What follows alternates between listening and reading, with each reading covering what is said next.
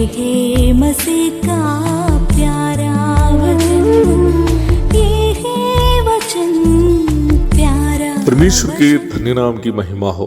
प्रभात मनन के सत्र 2541 में आप सभी का बड़े प्रेम के साथ स्वागत करता हूँ। आइए आज के मनन के लिए हम पढ़ते हैं यूहन्ना की पहली पत्री 2 अध्याय 18वीं पद। हे लड़कों, ये अंतिम समय है और जैसा तुमने सुना है कि मसीह का विरोधी आने वाला है, उसके अनुसार अभी बहुत से मसीह विरोधी उठ खड़े हुए हैं। इससे हम जानते हैं कि ये अंतिम समय है। प्रेरित यूहन्ना मसीह विरोधी के आने के समय को यहाँ अंतिम समय करके सूचित किया है। हम इसे दो परिप्रेक्ष्य में समझ सकते हैं। पहली परिप्रेक्ष्य यह है कि कलीसिया युग के अंतिम समय, दूसरी परिप्रेक्ष्य यह है कि महासंकट काल होने के ठीक पूर्व का समय। दोनों एक ही सिक्के के दो पहलू ही के रूप में हम समझ सकते हैं। वर्तमान कलीसिया युग जैसे समाप्त हो जाएगा, मसीह विरोधी के 7 वर्षों के शासन काल शुरू हो जाएगा, जिस समय महासंकट काल भी होगा। थिस्सलुनीकियों की दूसरी पत्री 2 अध्याय 7 से 9 तक, प्रकाशित वाक्य 3 की 10। जब यूहन्ना ये कहता है कि अब भी बहुत से मसीह विरोधी उठ खड़े हुए हैं, उनका मतलब यह है कि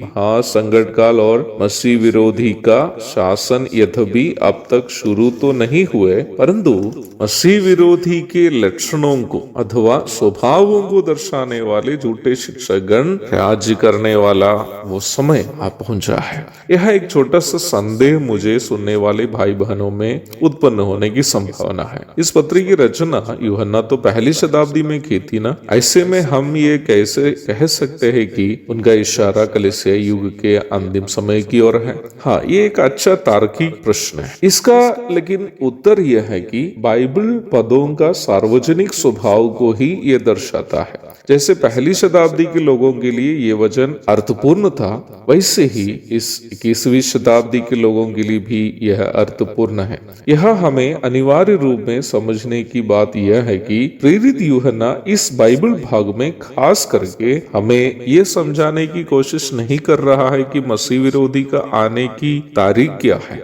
बल्कि हमें वो ये समझाने की कोशिश कर रहा है कि मसीह विरोधी और झूठे शिक्षकों के स्वभाव में क्या समानता है। प्राथमिक रूप में दोनों के बीच समानता यह है कि दोनों इस सच्चाई का इनकार करते हैं कि यीशु मसीह है। जब कोई सिखाता है कि यीशु मसीह नहीं है, तो वो एक ही समय यीशु मसीह का ईश्वरीयता और यीशु मसीह के द्वारा मानव जाति को उपलब्ध किया गया उद्धार का इनकार कर रहे हैं। रोमी 10:9 के अनुसार कोई भी व्यक्ति को उद्धार पाने के लिए सबसे पहले उसको यह बात अपने जुबान से स्वीकार करना है कि यीशु मसीह प्रभु है। इस पद में प्रभु शब्द के लिए यूनानी में क्यूरियोस शब्द का उपयोग किया है, जो परमेश्वर के पुत्र को सूचित करता है। यह शब्द पुराना नियम में उपयोग किया गया अडोनाई शब्द का यूनानी अनुवाद है। अर्थात उद्धार पाने के लिए कोई भी व्यक्ति को सबसे पहले